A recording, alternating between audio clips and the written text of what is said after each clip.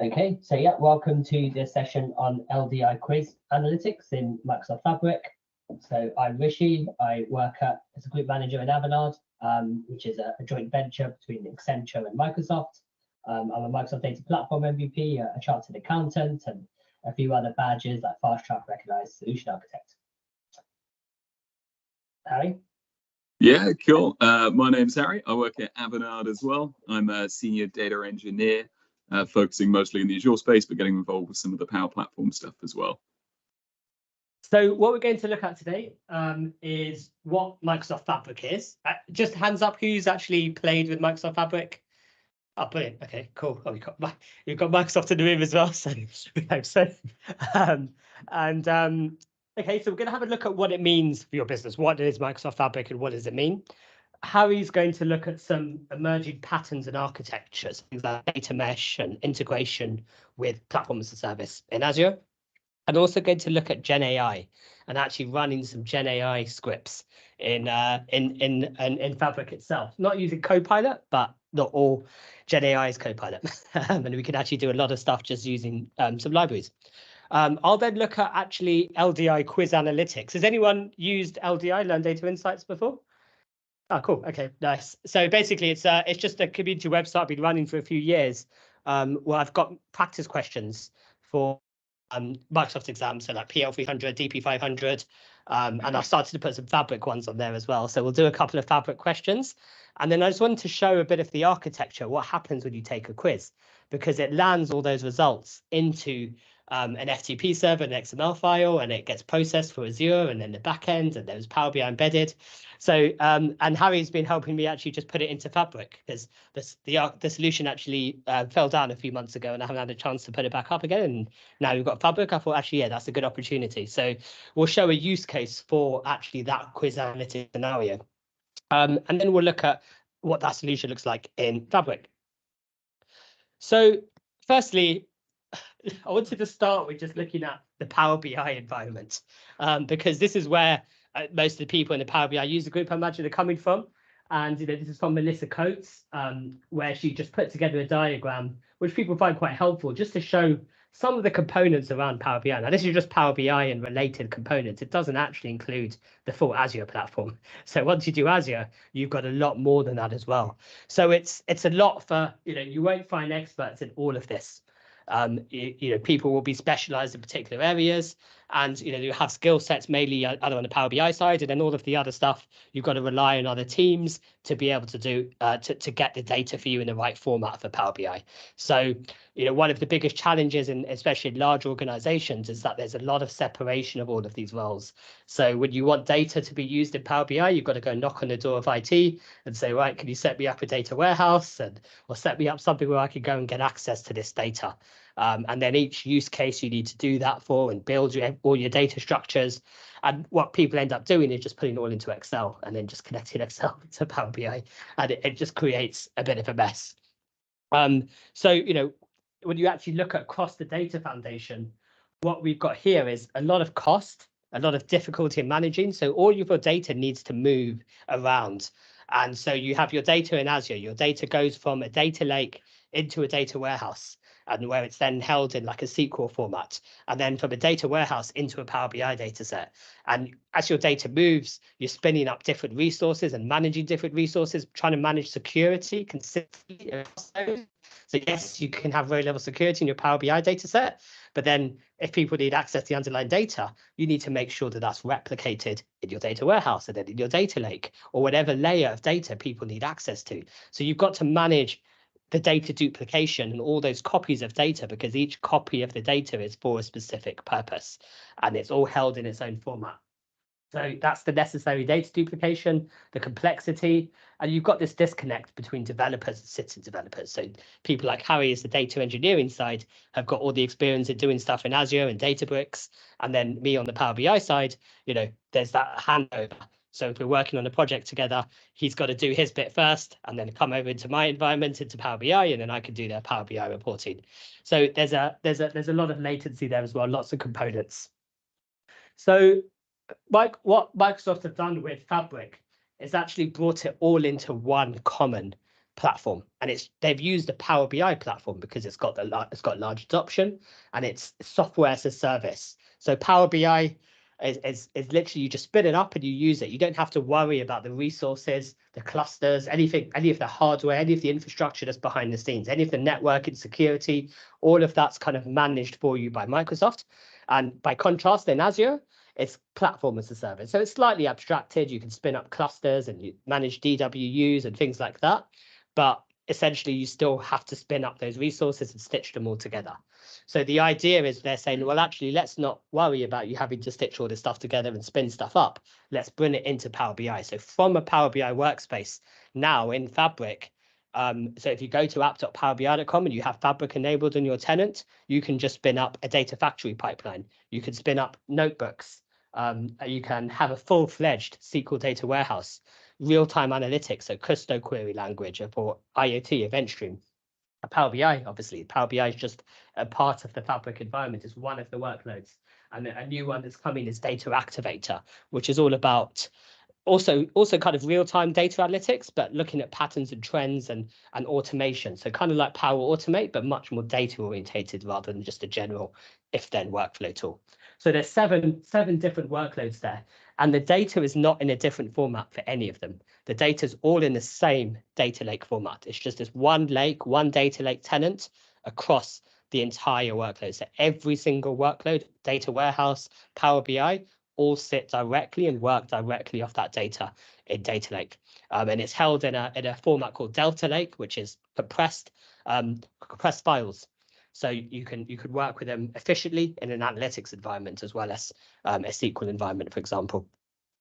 So yeah, that's kind of really why Microsoft have gone down this route to deal with this complexity of the estate, and it manages across to cater for both the low code experience. So you've got data flows. If you're used to using Power BI data flows in Power BI environment, you also have data flows in Fabric, and you have data flows Gen 2, which is basically exactly the same as Power BI data flows Gen 1, but you could write to the lakehouse. So you could just output that. So whereas data flows Gen 1 wrote to CDM formatting as your data lake, this now writes it to a format that every other workload can just also use. So it becomes much more usable. But it also caters for that pro development. So the data engineers and data scientists can all work in the same environment, and you're all working off the same copy of the data. You're not moving your data. You're not creating a copy of your data and multiple versions of the truth for those different personas, for those different use cases, for those different scenarios. In fact, even if your data doesn't sit in Data Lake today, or if it sits in Synapse Data Lake rather than the Fabric Data Lake, you can just reference it. So you don't actually need to bring your data into it. You can just have a live link to data. You could have data sitting on Databricks in AWS and just shortcut it into Fabric and just use it. So this is your data virtualization layer here. And as I say, all this data is then stored in open formats. The idea, and it's not quite here yet, is this unified lake-centric security model. So as we were saying before, if you have row-level security in Power BI, you want that to be enforced across all layers of your workload. And so that's the whole point. So actually you can set rules at one level and set it at the file level, and it will propagate anywhere it's used. Even if someone was to physically download the files, they'd be subject to that row-level security. That's the vision that's going to be there for general availability. So it's all software as a service, and there's going to be a version of Purview built into every Fabric environment. Not sure exactly what that's going to look like yet, so some of this stuff is still coming, but at least then you've got everything in that one environment there. And this is just a slide. Obviously, you can share the slides afterwards, but just goes through what these workloads are. So Data Factory is Azure Data Factory, so it's workflow orchestration tool, and also Data Flows Gen 2 with more than 200 native connectors. So you could use a Power BI gateway like you do with Power BI to connect to anything, and you can connect to on-prem data sources with using that as well.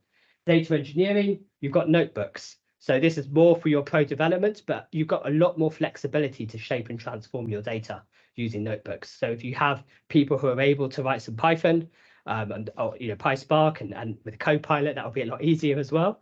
That can give you much more flexible ways of being able to shape and transform your data than just using Power Query, and do other things as well.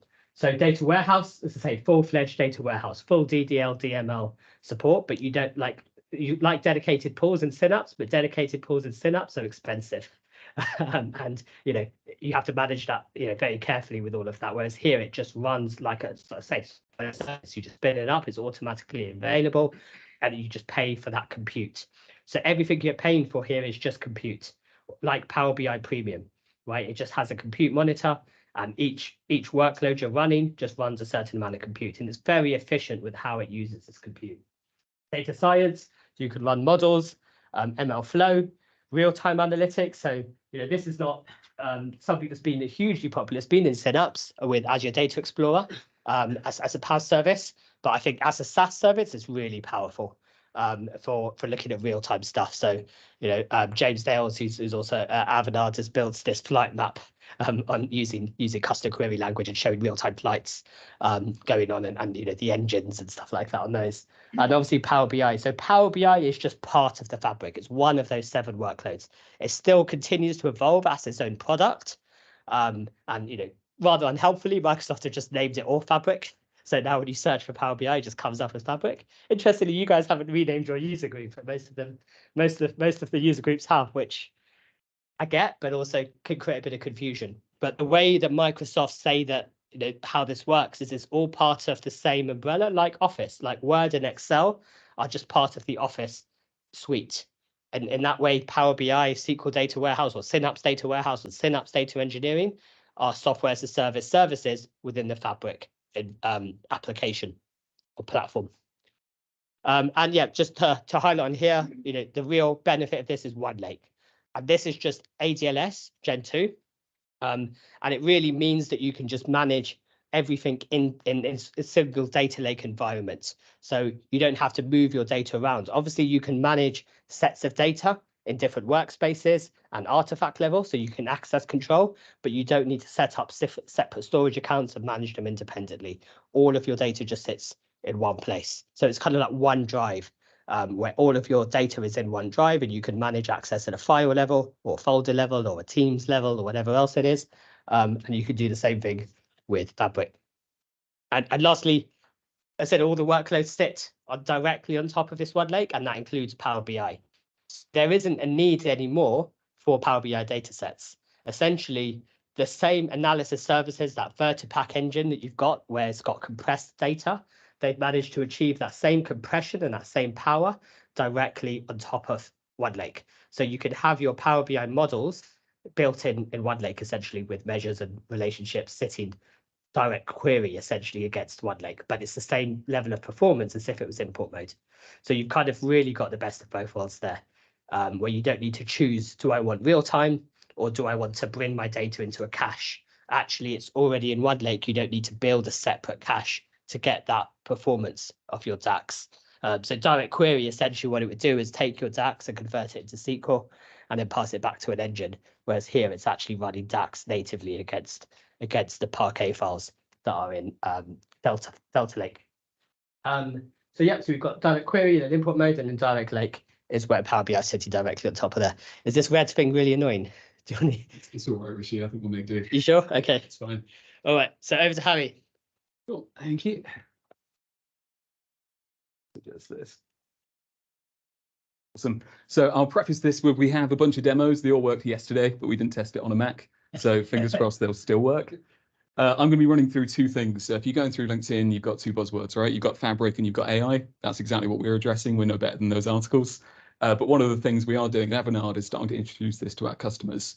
So we're going to go through a bit in terms of what the architecture is starting to look like, even though we are in public preview. And then we'll jump into how customers are already exploring things like generative AI before it's been released. Cool. So this first slide, on first glance, you think that looks really cool. I actually stole it from a gardening presentation. It was a seed turning into a tree, but it fits quite well in this context as well. So this is the sort of thought process, we'll call it pre-Fabric, in terms of how we did solution architecture. It's a very windy path. Here it seems somewhat linear, but often it's back and forth until we get to our actual platform build. Pre-Fabric, we had a design process. So we created a document with 20 pages. People probably only read the first 5. We then involved a multidisciplinary team. So we brought an infrastructure engineer, a network guy, and we started to piece it together. We then had a security assessment, right? We did some penetration testing, network root testing, because what we're building is bespoke for the problem we're trying to solve. Then we can start to do some code development, and then and only then can I put a tick and say your platform's been built. But the journey doesn't end there. What we end up doing after the fact is then having to maintain this platform, right? The options in, say, Azure SQL Server are changing every single day. We've got to keep on top of that. We've got to continue to evaluate, monitor, etc. So what does this look like in Fabric? It's a lot more linear, right? I have a thought and immediately I have some sort of implementation. So I have a design process. I say, I want to build a thing. So if we think about Rishi's example in terms of the LDI website, I want to build real-time analytics. That's great. That's the first thing my solution design document. I go in the portal, I go to my persona for real-time, and then I deploy what already exists. I class that as a build. I've built it and I can start doing code or low code. Then my platform's complete, right? As an MVP, at least, I can watch my data go from A all the way to Z in a matter of seconds. We need to consider things like environments or deployments, but again, that's all built into Fabric. Cool. So if everything's as simple as it sounds, why are we interested in the architectures that are emerging, right? We have set personas and we have set architectural patterns. In reality, what we found with customers is we're utilizing shortcuts more and more.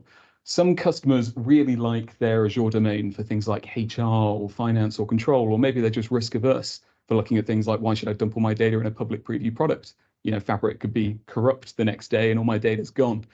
So what we're finding is customers more and more are adopting and keeping their Azure ecosystem, and then they're using the shortcut element to start to surface data into workspaces. What that means is we alleviate some of the concern in terms of if Fabric dies, where's my data? But it allows me to start to play around with some of the products in Fabric. Right. So what does that enable? There's a really complicated diagram in there, bit of a diamond, but it enables what's called a data mesh. So a data mesh isn't a new concept. Data mesh has been around for ages. It basically revolves around data domains. A data domain could be a data product, could be a department, but it's a specific niche in your data platform. So if we think about finance or HR, in a data mesh, they cater and manage their own data. Similar to how you've had in Power BI for ages, where you've had a workspace for finance, HR, etc., you'd have the same in Azure, and you'd manage X number of components per data domain. The reason, well, the reason it's not really hit the ground running in, say, Azure is because of the maintenance overhead, right? I've got to deploy these resources, it's costly, it's expensive, I've got to manage it. In Fabric, it's a lot easier. It can do one or two things, right? We can use shortcuts to say it's part of one of our domains. So you see there, I've got Azure going from domain 1 all the way to domain 4, but domain 3 is Fabric, right? I can have that sitting alongside. So if I've got a team that are familiar or they prefer low code or they're just trying to play around with it, it can still sit as part of my data mesh. We could also have data mesh entirely in Fabric. So there's been a release in terms of data domains.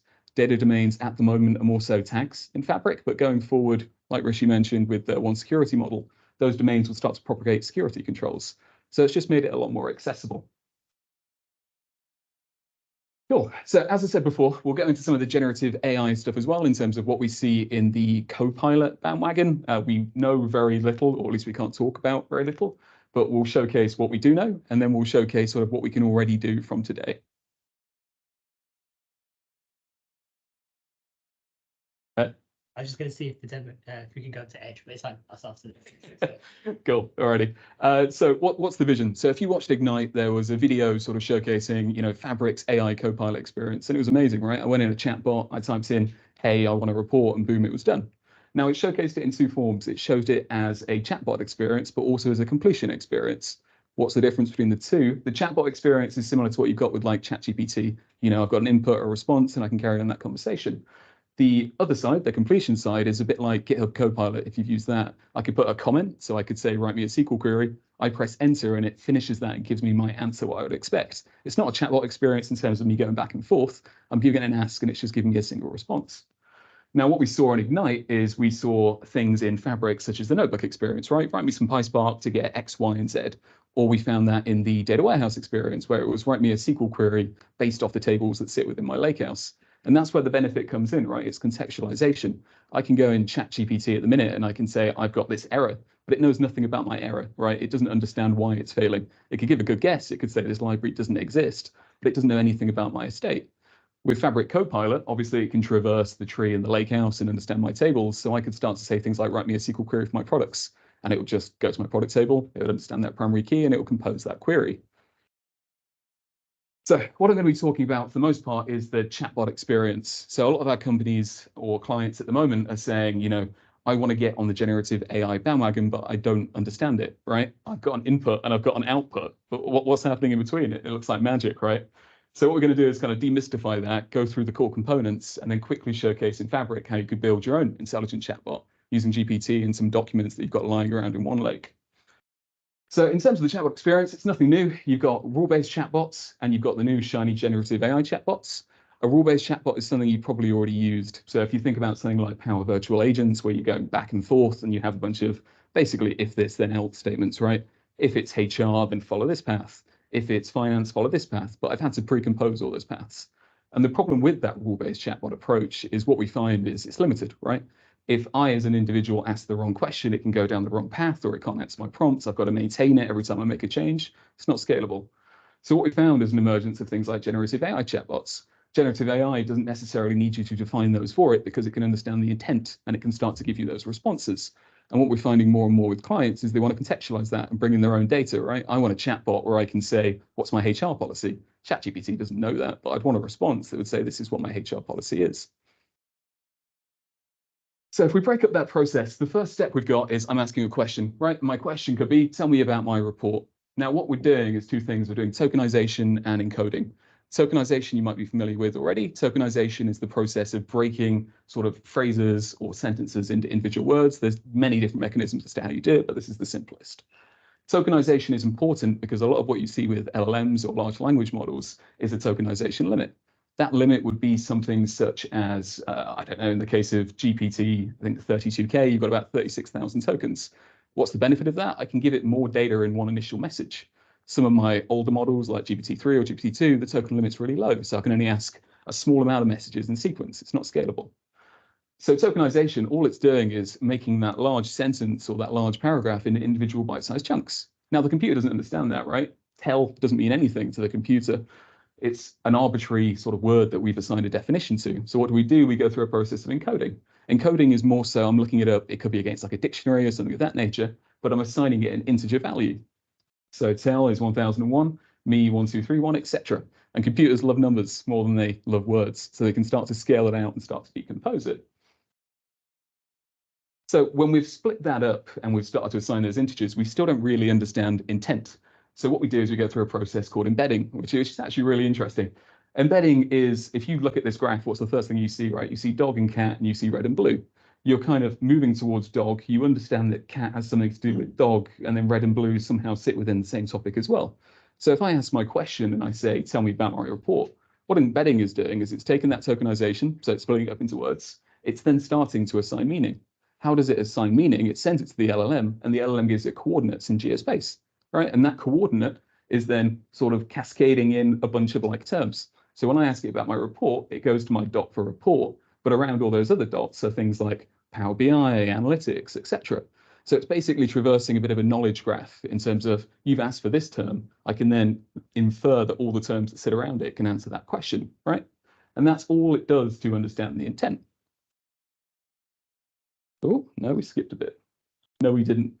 There's another slide which has disappeared, and that other slide is how do we do our own knowledge, right? Because ChatGPT is great, but what you find is you have a limit, right? If I ask it a question on Fabric, it doesn't know about Fabric because Fabric was pre the internet cutoff when it was trained. It'll give you some spiel about service Fabric, as does Google at the minute, but it won't tell you anything about Fabric itself. So what we have is a process called index retrieval, and that's what I'm going to showcase in Fabric if it works. Index retrieval is basically I can store all my documents in their own store. Think of it like SQL Server for now.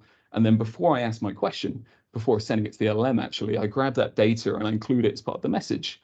So I ask a message saying, tell me about Fabric. It goes to my knowledge base, it queries Fabric, it returns all my documents that are relative to that topic. And then it's putting that on top of my question. And it's saying, answer this question using the context that I just got from my knowledge store, right? Is this going to work? Yeah, we put about a week's worth of content in about half an hour. So is there any kind of questions before we move on to the demo? The demo will make more sense if it works. You try Fabric at Mac. Yeah, just internet, right? Did it work? Go for it. Let's have a go. No questions at the moment on Fabric or Gen AI? Yeah. Okay. Let's see the demo. Cool. Fingers crossed this runs. Let's try the first bit. So yeah, we just have here Lakehouse Explorer. So you just create a lakehouse in Fabric, and it gives you data. You can upload files to that, and there's two layers of that lakehouse. You can see a files layer, which can have just any type of file in there, PDFs, CSVs. It's just standard data lake, and then you've got a tables layer, which is where it stores data in it. Mainly Parquet. There are other formats supported in there as well. And the best format to store data in that tables layer, which is where you can load it into data frames and things like that, is this Delta Lake format. So Parquet with a Delta log that basically captures transactions on the files.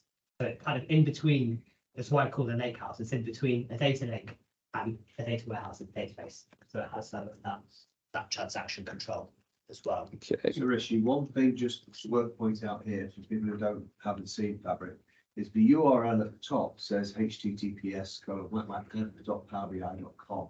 It's all wrapped up within this Power BI service that everybody exists. And if you go into admin in Power BI, there's the ability to switch on Fabric, in which case you get all of these bits down at the left-hand side, which says somewhere data lake, one lake, data hub, etc. So it's all in your current Power BI environment today. If you want to have a play with it, it's all for free today. In fact, it's switched on by default, I think, from the 1st of July. Yeah, 60 days. Premium account. You've got it already. You've got it already. If you've got any sort of Power BI paid for account, Well, you not can go any to paid the account. I mean, it's not per user licensing, not premium per user, but premium per capacity, yes. Yeah, You so, can not switch it on. basically Power BI licensing hasn't changed, right? So if you've got a PPU workspace, you still need PPU. You still need a pro license to be able to create and manage. Even if you have a premium capacity, you still need Power BI Pro licenses to be able to manage content and create content. It's just premium content is free. Power BI exactly the same as it is today. Nothing's changed with that. The only thing with Fabric is that if you have a premium capacity, so like a P1 SKU, a P1 SKU translates automatically into an F64 SKU, which means you have 64 units of compute to use other Fabric artifacts. But is that set up for the current preview and then licensing model come in place? Well, so it is just a capacity. So it is just the capacity. That's what it is. It is just the Power BI premium capacity. Yeah. So if you have one already, you can purchase. You can use that, and that just enables Fabric on that. It makes that P1 an F64, a P2 an F128, whatever it is. Right? It corresponds to compute units in Fabric. The other way of purchasing Power BI Premium is actually through an Azure model. So like an Azure SKU, you have A SKUs that you can actually purchase Power BI Premium today. And that's the same thing with Fabric. You can purchase F SKUs, so you can stop and start them. You can have different capacities for dev test prod, or you can have different capacities for different things. So exactly the same as the Power BI licensing model works in Premium, like either through Azure or through Office licensing. It's the same way as Fabric. There you go. We said we're running out of time, Rishi. Now we definitely are. We'll zoom through this really quick. So this is the notebook experience. So if you've used Databricks or Synapse, this is just a Spark notebook. I can basically in here do various languages. So I can do Python, SQL, whatever. With it being Microsoft, there's one additional language, which is, oh, where is it? Oh, I thought you could do .NET. Can you not do .NET?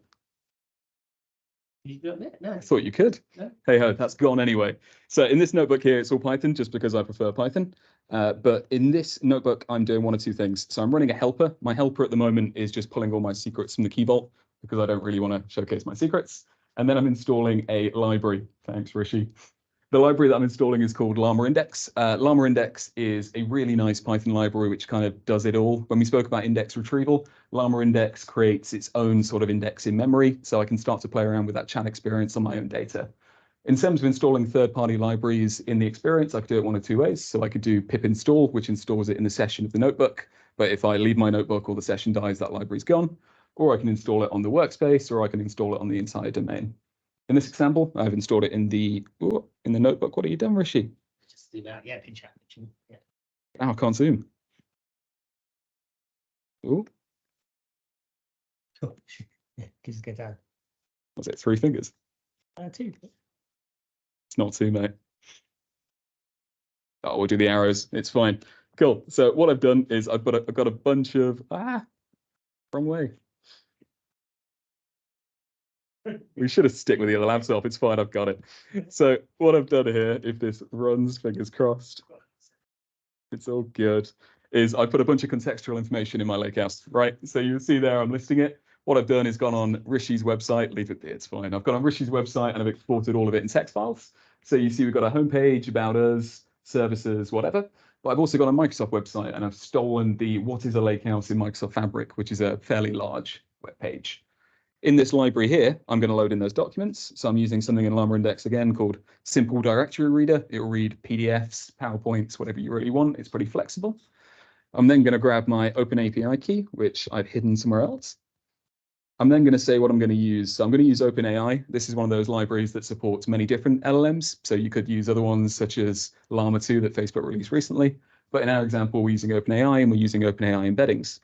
So fingers crossed, are we going to work? That's boding well, isn't it? Cool. Now I'm going to say is load all those documents into my index. And with those 4 or 5 cells, I have, fingers crossed, hey, a knowledge base. So I can start to ask it questions. I can say, what is LDI? Explain it to me in the form of a poem, right? And if you ask this in ChatGPT, it probably doesn't know a lot about LDI, but because we've loaded in all that information, all those text files, it's going through, it's finding the relevant context, and it's going to return a response. There you go. Definitely wouldn't do LDI as low data responsibility. Pretty good, isn't it? It almost rhymes. But I can also get fairly bespoke, right? In one page in a tiny box, I've also got some bullet points which says, what does LDI offer? Again, it's gone through there and it's found all the ratings of services. As I said before, I've also loaded in Microsoft Fabric, right? So if I ask ChatGPT about Fabric, it knows nothing about it. It's past that knowledge cutoff.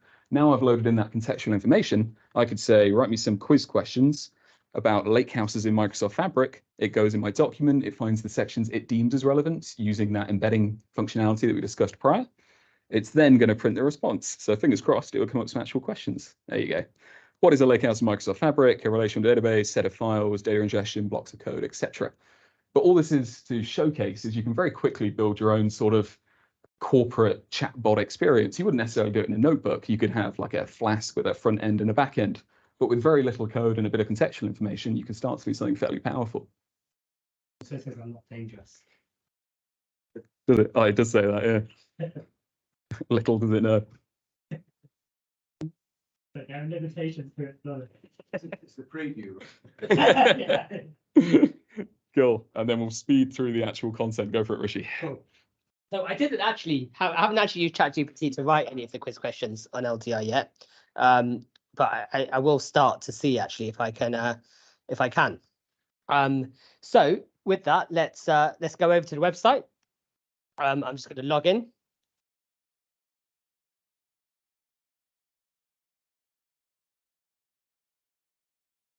Done it already. Good.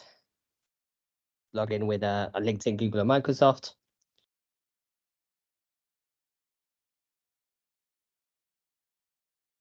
And go to my LDI content, and we've got under data analyst at the moment, we've got Microsoft Fabric. So we've got a few quizzes on here. So I've only done 20 questions so far, just as an initial set of Fabric questions, if anyone wants to try it. I find quizzes a really good way for you to just understand what you know or what you don't know, because you can sit there and watch videos for 3-4 hours. How do you know whether you've taken any of it in or not?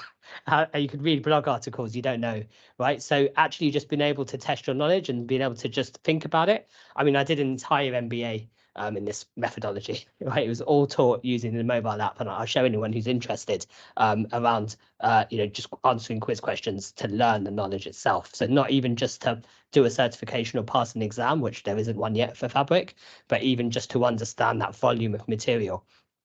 So I've set one up here just with working with the Lakehouse and Data Warehouse and in just 3 questions. So we're actually going to do this quiz. Let's give it a try. Oops. Yeah, I really should have taken a PC. All right. Let me just open this up in full screen mode. Right. So what are shortcuts in OneLake? Is it a way for you to chain data flows together, even though data flow is stored in different lakehouses? a way that allows you to upload files from your machine into OneLake, a virtualization layer that allows you to access data in another workspace environment, or a way for you to write APIs to make your data available to other clouds and environments. So who wants to go for A? Guys first. There was going to be a prize who's top of the leaderboard, but at the moment that's just Harry. So I'm going to get him a couple of beers tonight. But if anyone else does, then we could discuss. Who goes for A? No one, no takers for A. B. Going for C. Okay, who's for C? Okay, all right. D. Okay, let's go for C. C seemed to be the winning choice there. So yep, it was C. So one shortcut's a virtualization layer. So it allows you to access data in another workspace in OneLake or in another cloud, or in Synapse, if you've got data stored in there in a data lake, you can just shortcut it in. It's to say it doesn't copy the data over, it just references it live. There's also this concept coming where it's really linking directly into databases. So you've seen Synapse link probably for Dataverse, similar kind of concepts. All of that stuff can come or could link into data lake. So whether you get it right or wrong, it gives you an explanation and it gives you a link to learn more. So this is the OneLake shortcuts page, and then that should hopefully explain the answer as well. So right, now we've just got 2 true or false questions. So true or false, all Excel CSV files save directly into a Fabric Lakehouse using the upload to Lakehouse feature or synced via the OneLake File Explorer are automatically converted into Parquet and Delta Lake format. Is that true or false? So you can use Lakehouse Explorer and you can upload files from your machine, or you can use OneLake File Explorer, which is basically like a OneDrive app. So it just synchronizes files between your machine. So what we're saying is either of those methods, if you use either of those methods to get files from your machine, like Excel files or CSV files from your machine into Lakehouse, it automatically just converts them into this Parquet Delta Lakehouse format. So who thinks that's true? Okay, and false? Johnny's going for false. I think we're going to go for true, seeing as that was the majority, Johnny. So let's see what it says. And actually, Johnny was right. It's false. It doesn't automatically convert them. It uploads it into the files layer. So when we're looking at Lakehouse, remember I said there was a files layer that could contain any type of files. And you can reference that in a data flow. You can reference that in a Spark notebook, but then using those things, you can convert it into Delta Lake Parquet format. So you could use a notebook to convert it into Delta Lake, or you could use a data flow to read the files layer of a Lakehouse in any workspace that you have access to and write it into Delta Lake format in any Lakehouse that you have access to. And the advantage of doing that is then all of your other workloads can work directly on top of that data. So it doesn't work directly off Excel CSV files, it works directly off these Parquet Delta files. So it is a good idea to do that. And maybe when it comes to GA, maybe they will convert it automatically. There is actually a feature called convert to tables in Lakehouse. So if you have an very simple Excel CSV files that it could really do easily, you just click on it and it will convert them automatically for you. Okay, oops, right, last question. You could use different languages within a single notebook. So within a single notebook, you can have some cells within a notebook in, say, PySpark and some in Spark SQL. So who thinks that's true? Okay, false. Okay, true seem to win there. Yep, absolutely. So if we go to this Microsoft Docs article, you can actually see you could use multiple languages. You can use these things called magic commands, where you can say at the top of the notebook, I want to use PySpark here, Spark, SQL, HTML. HTML? I haven't seen that before. And Spark R or R. And they're very similar. So PySpark is very similar to Python with just a few kind of small differences. And Spark SQL is very similar to SQL. So if you already know SQL, you've got 2 options. Either you can use the SQL endpoint or SQL data warehouse to write T-SQL against your data, or you can write Spark SQL in a notebook against your data. So, the SQL environment is really for people who are from a traditional SQL background because they're comfortable there and you can run full T-SQL against it. So, right, so now we've done some quizzes. We could view the results. These results are emailed to you with all the right answers in terms of what the right answers were, what your results were, and we could see the reports on there.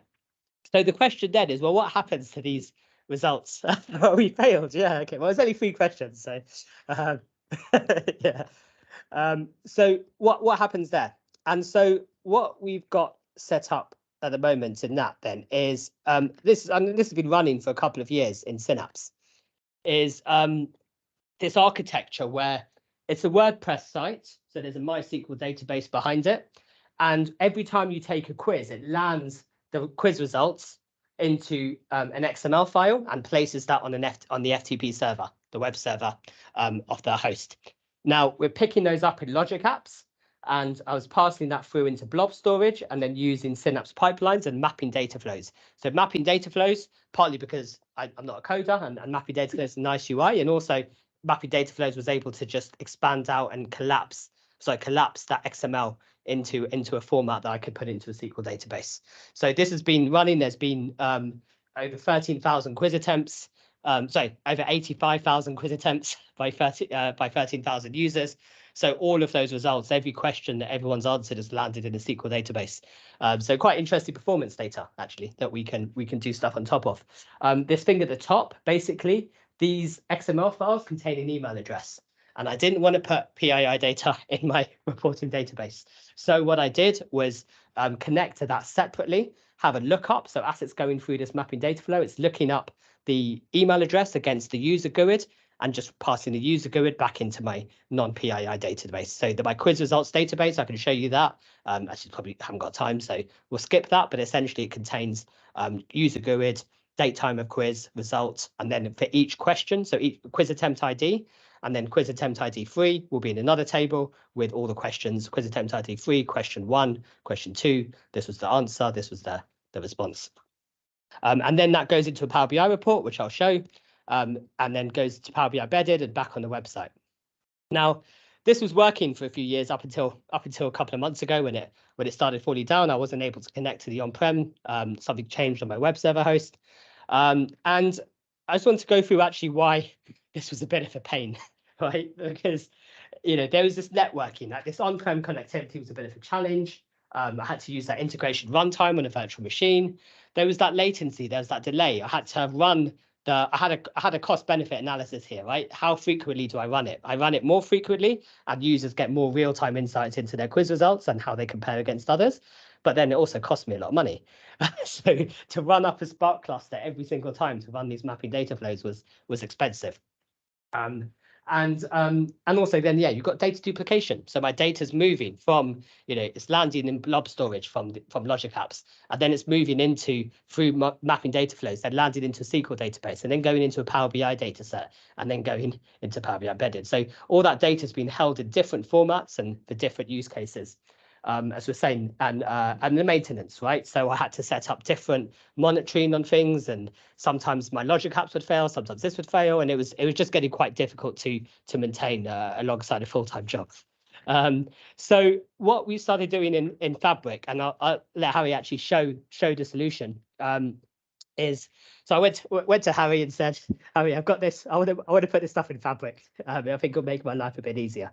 And he said, well, let's we can still use the Logic Apps to pick up the FTP, and we could use a Power BI gateway if we wanted to use that rather than the integration runtime. And we can pass it in real time to an event stream. So every time it kicks off, no need to put it into files and then to do all of that. We could use that event stream persona and just pass it straight into a lakehouse. Yep. So this is what this is doing at the moment. And as Harry will show it. So now this is a Fabric workspace.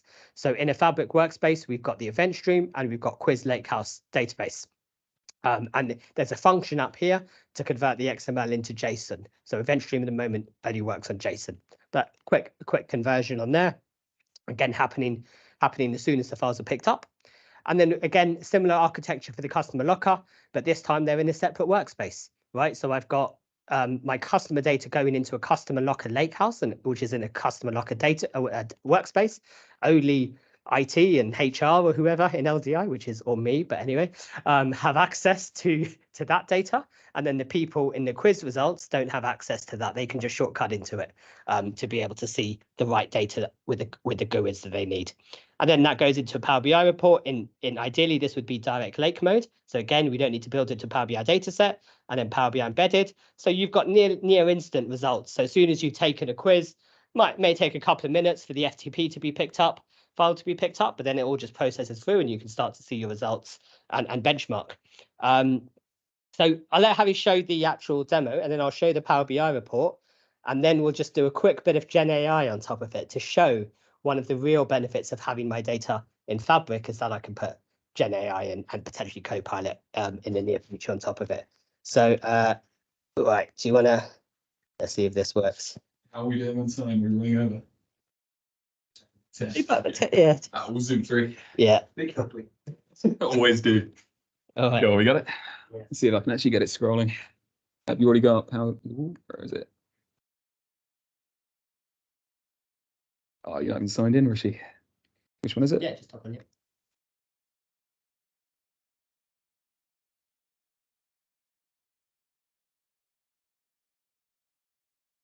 Fingers crossed this loads. Cool. So we've got a logic app. If you've used Power Automate and logic apps, it's the exact same UI. If you know one, you know the other. The only difference is this is hosted on Azure. There's a nice element of like consumption-based pricing. You don't really have to worry about having a Power Automate license, and you can also fit it within the monitoring domain. So it's pretty cool. Sort of these premium licenses to connect to SQL or anything like that in logic apps. I actually only have used logic apps. I never use Power Automate. Because also the other advantage of it is it doesn't run under a user account. Like, why would you want your workloads to run under a user account? This just runs under an Azure. Yeah, exactly that. So the premise here is you have a trigger. That trigger could be anything. You know, anything in Office 365. There's a built-in connector for. So that trigger could be if a Teams message is posted, if you get a message on Outlook, etc. In this example, we're using the FTP connector, and we're saying every time we get a new file in this location, trigger my process. And I think this one polls every 3 minutes, and within that 3-minute window, if there's been a bunch of new files, it will bring them all through and trigger them individually. Cool. So it then says, you know what, a file has been updated, and it will give me the file path. I've then got another action here called get file content, which just means get me the content of that file, right? So I can then reference that further below in my work stream. Once I've got that, I'm sending it to a function app. A function app, I won't go into too much detail, but basically allows you to run, say, a Python script on an input and give you an output. In my example here, Rishi's quiz results, while they're great, they're in XML. XML's horrible. So we pass it through to a function app, we use Python to parse that, and we get a nice response. So if I go on the most recent run, we should see the one Rishi just did. 649, that's you, isn't it? Yeah. Cool. So in here, we've got an input. That input is this horrible XML that makes 0 sense. And then if we scroll down, if we can use the Mac, we have a nice JSON output, and that JSON output is the summary, so the top level, what was the score, what was the quiz ID, all that wonderful stuff.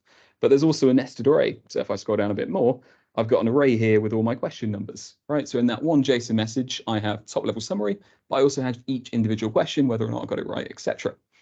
I'm then passing that to an event stream. And the way I'm doing that, they haven't really updated Power Automate or Logic apps to use any such like tooling in Fabric, but a lot of it has compatibility layers on top. So Event Stream, for example, under the hood is an Event Hub. Event Hub has lasted forever. So you can just use the Event Hub connector, and you can grab the basic connection string, and you can send those messages across. Cool. So that's sending that. If we then pop over to Fabric, Workspace, Demo, we have our event stream. Now this likes to not load, so fingers crossed it'll load. Yeah, event stream's a bit buggy. We have some pain with this. Sweet, here we go. So I've got my input. You'll see in sources, I've got two options. I've got a custom app, which just means let me use the event hub that Fabric can host. You know, I don't need to worry about it. Or I can use an event hub that I'm already hosting in Azure. My event hub, you can think of it kind of like a funnel. Basically, I can send as many messages as I want, and it funnels it through into that nice streamed output. So it manages things like high number of workloads and all that kind of stuff. But basically, my message is inputted. I've got this intermediary here where I can view all those messages. So if I scroll down to the bottom, fingers crossed, we should have Rishi's. It's loaded in. Yeah, that's what I think. Is that the one? That's UTC, isn't it? Yeah. Cool. So we've got a response there. My response is a bit ugly though, right? It's one line, it's a horrible JSON. I want to basically map that to something like a table in Fabric. How do I do that? I have two outputs. So I've got this output here. Let me just edit it. This output is my quiz question summary. So here I want basically one line per question in my quiz. What I also want there is a fact table for quiz summary, which is one line per quiz. So how am I doing that? If I go to quiz question summary and then open what's called the event processor, I can apply some rudimentary like transformations to my JSON array. In here, what I'm saying is expand that question array. And I basically want to expand it so that I have one row per question. I'm then going into manage fields and I'm just telling it, I want these elements for my question array. So if I scroll all the way down, I want the question number, the question text, the quiz status, etc.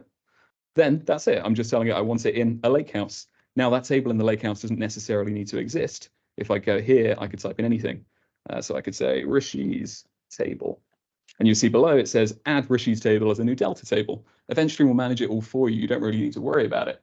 As soon as I click that and press go, it will start streaming those responses directly into that lakehouse. At the moment, it only supports append, so it won't do things such as merges, but it's a start. You'll then see below where I said I want one line per individual quiz. I'm not doing much in Event Processor, but again, I'm kind of just selecting the managed fields. I'm renaming them so they're a bit more coherent. That's really it. Cool. But that's it for the quiz response. I can go through the customer locker, but I don't think we've got enough time. Yeah, let's skip that. I'll just very quickly show the Power BI report that can come out of this, and it's not in direct link mode at the moment. I'm going to show an old one, and then Harry can just spend a couple of minutes just showing some more Gen AI on top of this quiz data. To say there's a huge volume of performance data on there, which could be really interesting to analyze around, for Power BI, say 85,000 quiz attempts. So if we have a look at here, and if we go to the LDI quiz analytics report, and I think this is a really old one that just happens to be in there, and it's not going to have this quiz result we just did. But essentially, we've got, and actually the reason I use Power BI embedded here rather than just say publish to web is that I can also pass in the GUID. So now we can then personalize this report. So I can see it for my own performance and how I compare to other people. So here we've got, this is, as I say, very, very old leaderboard. It's from, actually, let me see when it was. This is an old, very old report. Yeah, it's from 25th of May. Actually, no, it's not that old. But I thought it was older than that. But we've got then the people who've done some quizzes on there. So we've got the leaderboard, and we can look at the leaderboard for Power BI. Fabric is a new one in here, but it just hasn't been uploaded into this. We look at it for, the last 7 days, 30 days, 90 days, 180 days. Even look at it for a particular country. I say, actually, I'm only interested in the UK. And now we can see a leaderboard for the UK. And whether this shows us a name or whether this shows us a GUID, it depends on what people are setting their profile. So you can say, I just want to be, it's a GUID, I don't want to be identifiable in a report, or you can say I want to show my full name, or you can say I want to show something else. So someone's called themselves fake DA, I think is probably a nickname. Yeah. So we can go into here, and then we can see, and I actually just done some scoring here as well. So we've got the average raw quiz score across this many quiz attempts, and then we've got the average duration. So basically I'm scoring people higher if they take it quicker, and I'm also scoring people higher if they take more quizzes, because if you get a consistently high score, that's better than just taking one quiz attempt to get 100%. So actually, if you've only taken 1 or 2 quiz attempts, I knocked down that score a bit to normalize it a little bit. We then have, so the number of quiz attempts and high-level metrics, raw score, adjusted score, users, new users, and see the quiz attempts over time. As I hover over any of the users, I can see a breakdown of their quiz attempts. And I can drill through into more detail. So I can say, okay, let me drill through into individual performance. And now I can see for this particular user, I can see their performance over time, breakdowns by topic.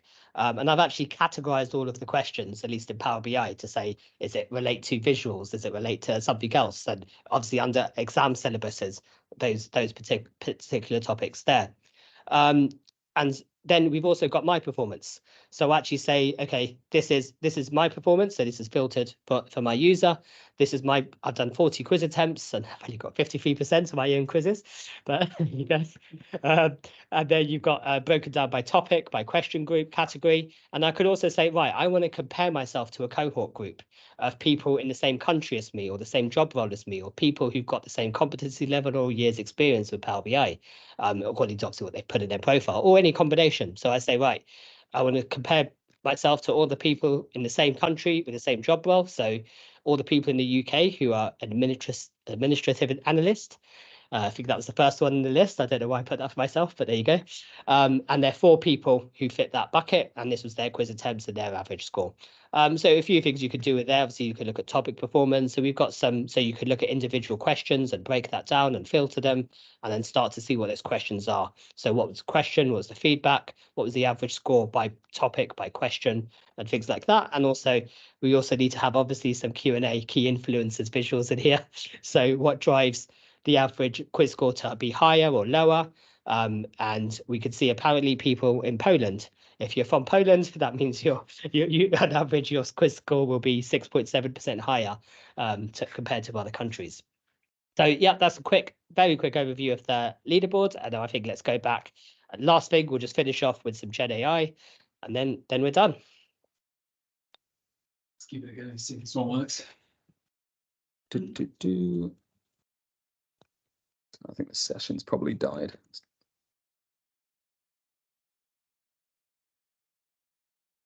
So I'm just going to quickly rerun all of this because I think the session might have died since. But what we're going to showcase, again, is using the same library. There's many different ways to do the same thing. But in Llama Index, there are utilities to do things like data analysis. So there's 2 things I'm going to showcase. One is a pandas query engine. So you might be familiar with pandas if you've used it already in Python. It's basically a way to do sort of small scale analytics. But what you can do in Spark is convert a data frame into a pandas data frame. I'm then going to use my LLM to compose Python scripts and execute them against that data frame. So when I ask a question like how many rows are in this table, it basically grabs the Python for me and executes that Python against the data frame. I say that, it says a code ran into an error, so it's not looking good. Let's run again. Here goes that run.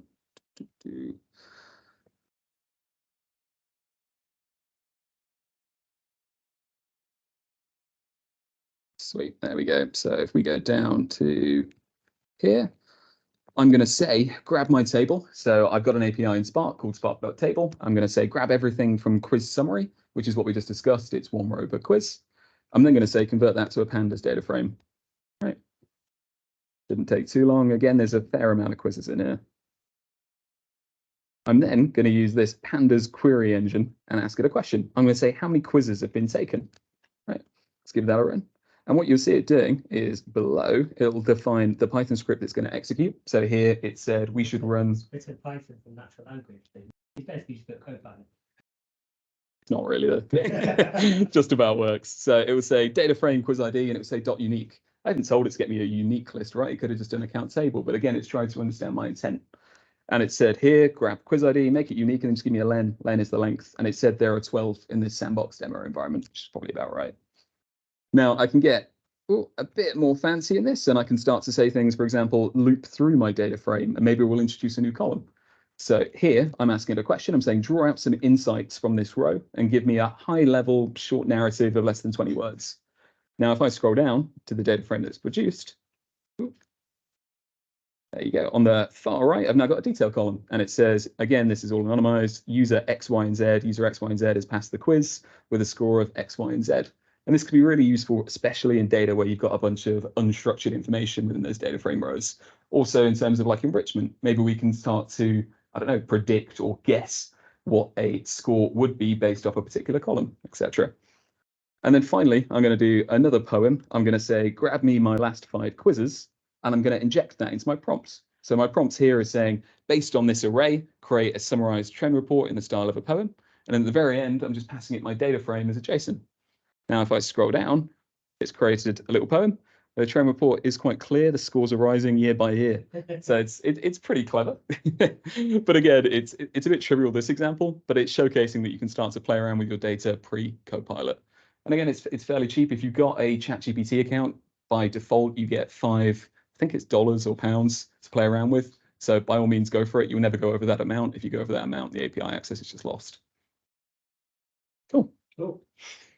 I think that's the end. Yeah, we did actually. I did have a slide on the benefits of the solution in public, but I guess we've talked through that. Like, I don't think that's necessarily. So I know obviously we need to get the team.